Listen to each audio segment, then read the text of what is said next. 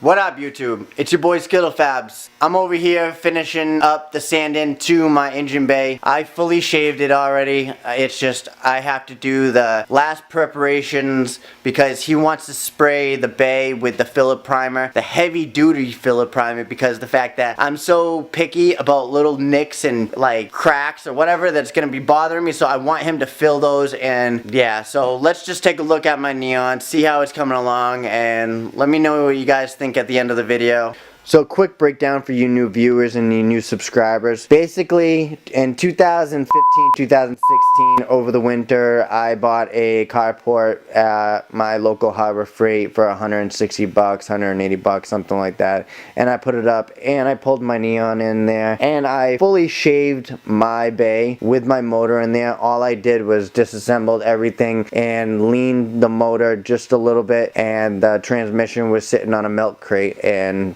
held up by a stock OEM Honda scissor jack. So I did that. I shaved it. I used Bondo and Marglass, and then I painted it with OEM flame red, and that was in a spray bomb. I used 5 to actually cover the whole thing. I didn't do all back there, and I didn't do these modifications that you guys see, like the cutouts in the firewall. Those holes in the firewall weren't there. I actually just ended up doing those recently because my wire tuck that I did on my previous shave ended up failing somewhere down the line. I don't know what happened. So I ripped out the old harness and I used that as a mock-up, and then I ended up wire tucking another wire harness that I ended up buying from a local Mass SRT4.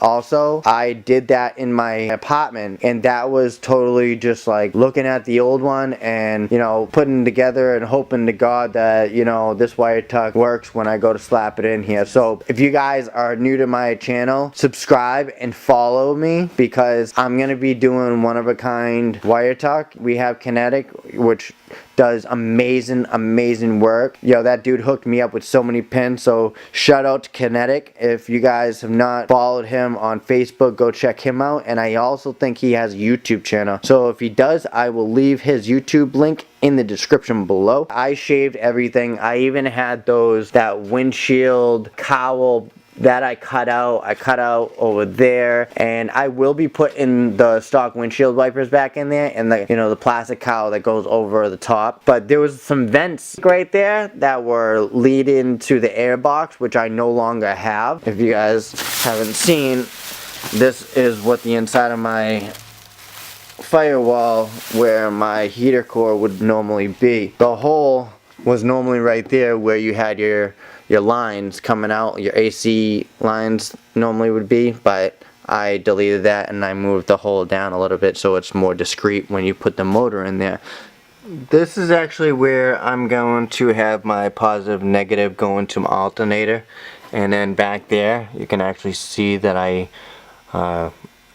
sealed that up so you don't have that stock hole for the wire harness.